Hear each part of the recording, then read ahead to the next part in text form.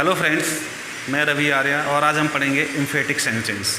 Emphatic sentence क्या होते हैं? एम्फेटिक सेंटेंस वो होते हैं जिनके अंदर बात को स्पष्ट तौर पर और फोर्सफुली कहा जाए, उन्हें हम एम्फेटिक सेंटेंस बोलते हैं। जैसे सुबह जल्दी उठा करो।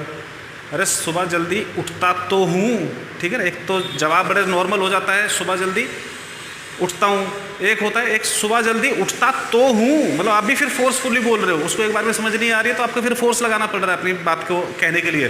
उस फोर्स के लिए आपको कोई दो चार शब्द नहीं लगाने हैं, सिर्फ एक तो लगाते हो आप तो क्लियर हो जाती है बात, ठीक है। मैं सुबह जल्दी उठता तो हूँ, ठीक है। जल्दी खाना खाया करो। अरे जल्दी तो खाता हूँ। तो इस तरह के जो वाक्य होते हैं तो लगा के हम जो बोलते हैं ना फोर्सफुली, हम उनको हिंदी में तो बोल लेते हैं बड़े इजीली, लेकिन इंग्लिश में हम उनको कैसे बनाते हैं तो आज हम ये देखते हैं इनको इंग्लिश में बनाने के लिए, ठीक है। इनको बनाने के तीन कैटेगरी में हम इनको डिवाइड करते हैं। तो हम इनको पहली कैटेगरी देखते हैं। पहली कैटेगरी हमारी होती है टेंस की, कि टेंस कैटेगरी में हम इनको कैसे बनाते हैं। जो हमारी टेंस कैटेगरी है इसके अंदर हम इनको दो कैटेगरी के अंदर डिवाइड कर रहे हैं। पहला है हमारा प्रेजेंट इंडेफिनिट, दूसरा है पास्ट इंडेफिनिट। ये सिर्फ प्रेजेंट इंडेफिनिट और पास्ट इंडेफिनिट, इन दो टेंसेस के अंदर ही बनते हैं। हमारे जो 12 टेंस हैं उनमें से सिर्फ दो जो हमारे टेंस होते हैं, प्रेजेंट इंडेफिनिट, पास्ट इंडेफिनिट, इन्हीं के अंदर बनती है। और इसका भी एक रीज़न है, क्योंकि इन दोनों के अंदर जो हम अफर्मेटिव सेंटेंस बोलते हैं उनके अंदर हमारे पास हेल्पिंग वर्ब नहीं होती है, ठीक है ना। तो अब हम जो इनके अंदर हेल्पिंग वर्ब नहीं होती है वही हम हेल्पिंग वर्ब इनके अंदर लगा दें तो ये हमारा काम करती हैं एम्फेटिक सेंटेंस का। वो कैसे करती हैं, कुछ एग्जांपल से हम इनको समझते हैं। ये जो हमारी टेंस कैटेगरी का सेंटेंस है, इनको बनाने के लिए हमारा रूल है वो ये है, सबसे पहले सब्जेक्ट और do does did according to tense. Present का है तो डू और डज, पास्ट का है तो डिड का इस्तेमाल करते हैं हम। और इसमें हमेशा वर्ब की फर्स्ट फॉर्म का इस्तेमाल किया जाता है। उसके बाद फिर हम लिखते हैं ऑब्जेक्ट। यहाँ तक क्लियर आपको? ठीक। अब मैं आपको बताता हूँ कि प्रेजेंट इंडेफिनिट का पहले मैं एक एग्जांपल लेता हूँ। I study.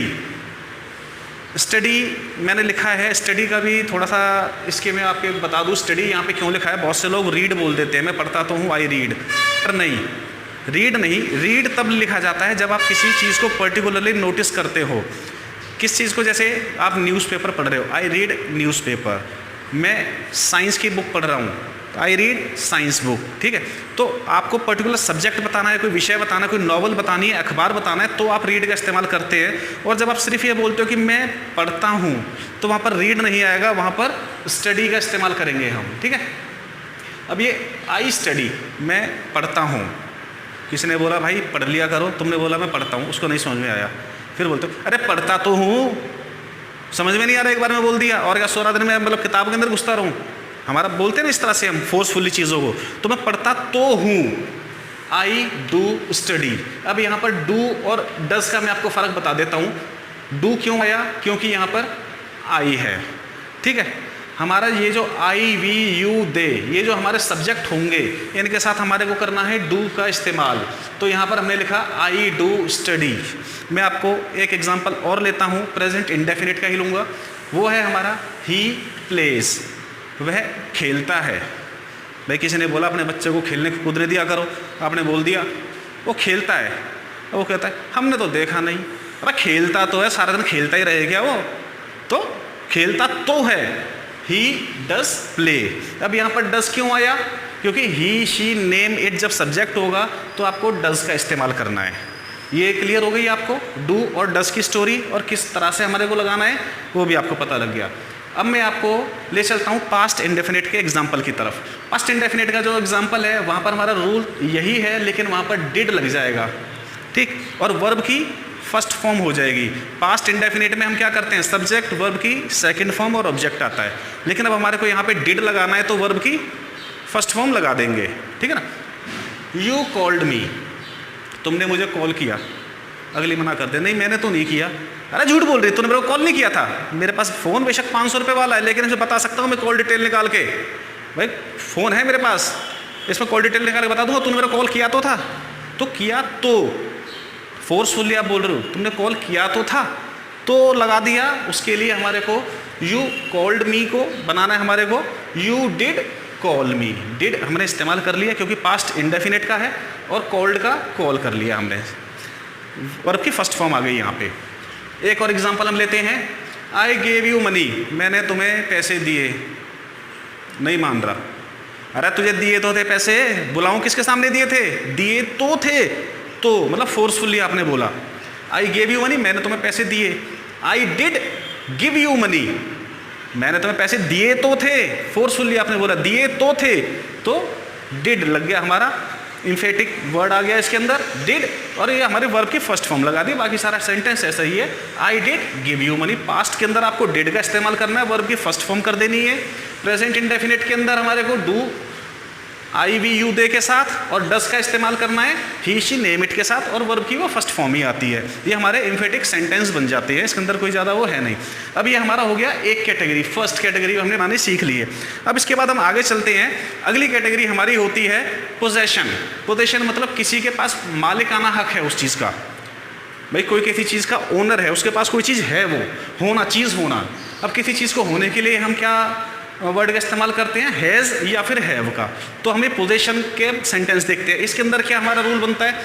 Subject plus do does did according to tense, present का है तो, पास्ट का है तो, और हैव आता है इसके अंदर हमेशा। अगर हैज़ भी कहीं आएगा तो भी आपको हैव का ही लिखना है। किसी के पास कोई सामान है या कोई था, अगर आप फोर्सफुली कह रहे हो, ठीक है, तो उसके बाद फिर ऑब्जेक्ट। एग्जाम्पल देता हूँ, आपको समझ में आएगा क्लियरली। पहला एग्जाम्पल हमारा है, you have a white shirt, तुम्हारे पास एक वाइट शर्ट है, तुम्हारे पास एक वाइट शर्ट है। अगला कहता है, भैया अपनी एक शर्ट दे दो।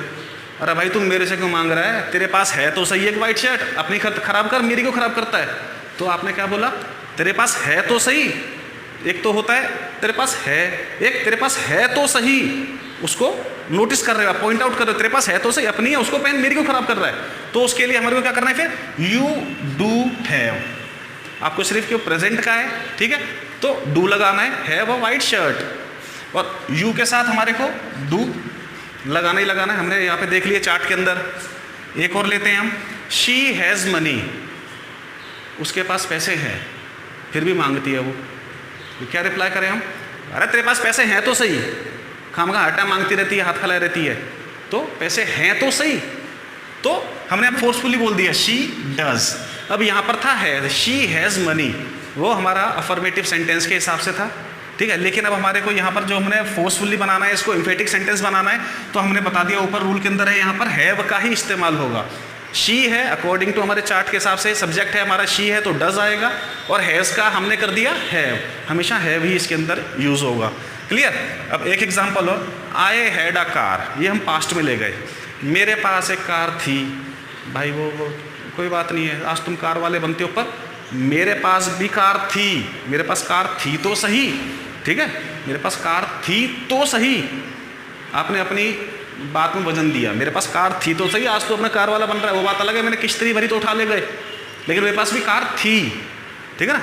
तो आई डिड हैव, प्रेजेंट का हो, पास्ट का हो, आपने लिखना है भी है यहाँ पर, और ये क्योंकि पास्ट का है, आई हैड, आपको पता लग गया पास्ट का है ये, तो डिड बन गया वहाँ पर, ठीक है। अब तीसरी कैटेगरी हम लेते हैं। तीसरी कैटेगरी हमारी है इंपेरेटिव सेंटेंस। इंपेरेटिव सेंटेंस आप जानते हो, यहाँ बैठो तो सही, यहाँ पास चलो, थोड़ा मेरे साथ तो चलो, ठीक है ना, एक गिलास चाय दो, एक कप पानी दो, इस तरह से हम बोलते हैं ना जो सेंटेंसेस को, उनको हम बोलते हैं इंपेरेटिव सेंटेंस। इसका रूल होता है हमारा डू प्लस वर्ब की फर्स्ट फॉर्म और ऑब्जेक्ट, काम खत्म। इसके अंदर सिर्फ हमारे को डू ही करना है, सब्जेक्ट आई हो, ही हो, शी हो, यू, वी, दे, जो मर्जी हो सब्जेक्ट, आपको सिर्फ डू का ही यूज़ करना है इसके अंदर, और वर्ब की फर्स्ट फॉर्म जैसे हमने यहाँ पे बता दी है, हर एक के अंदर वर्ब की फर्स्ट फॉर्म ही आती है। ये पहला एग्जाम्पल लेते हैं हम, सिट हेयर, यहाँ बैठो, नहीं सुन रहा, अरे बैठ तो सही, फोर्सफुली आपने बोला बैठ तो सही, तो सिट हेयर को हमने बोल दिया फिर डू सिट हेयर। अरे यार बैठ तो सही, थोड़ी देर रुक जाए यार, बड़ी जल्दी में हो तो, फिर भाग लियो। एक एग्जांपल और, give me a glass of water, एक गिलास पानी दो, नहीं सुनाई दे रहा किसी को, नहीं सुन रहे वो लोग, आप फिर क्या बोलते हो? अरे एक गिलास पानी तो दे दो कोई, हैं? मेहमानों की इज्जत करना नहीं जानते, इतनी देर से आके बैठा हूँ, पानी तक नहीं पूछ रहा कोई, एक गिलास पानी तक नहीं दे रहा, एक गिलास पानी तो दो, पानी तो दो सही। तो आपने फोर्सफुली बोला उसको। पहले अगर आपने नॉर्मली बोला है तो give me a glass of water, मुझे एक गिलास पानी दो, नहीं सुना, पानी तो दो, तो do give me a glass of water. Next example, like my video. आपको मेरी वीडियो अच्छी लगी है तो लाइक माई वीडियो नॉर्मली है। फोर्सफुली बोलने के लिए डू लाइक माई वीडियो, अरे मेरी वीडियो तो लाइक कर दो भाई, लाइक तो कर दो, बोलते हैं ना, लेकिन मैं आपसे फोर्सफुली नहीं बोल सकता। आपको वैसे मेरी वीडियो पसंद आई होगी तो आप वैसे भी लाइक कर देंगे मेरी वीडियो को। तो दोस्तों आज की अगर आप मेरे को जानकारी पसंद आई है तो प्लीज़ मेरी वीडियो को लाइक कर देना, लाइक माई वीडियो, ठीक है। मैं डू लाइक माई वीडियो नहीं बोल रहा हूँ आपको। और अगली वीडियो में मैं आपके सामने फिर कोई ना कोई ऐसी फैक्ट्स इंग्लिश के लेकर आऊँगा इंटरेस्टिंग से। Okay, good bye.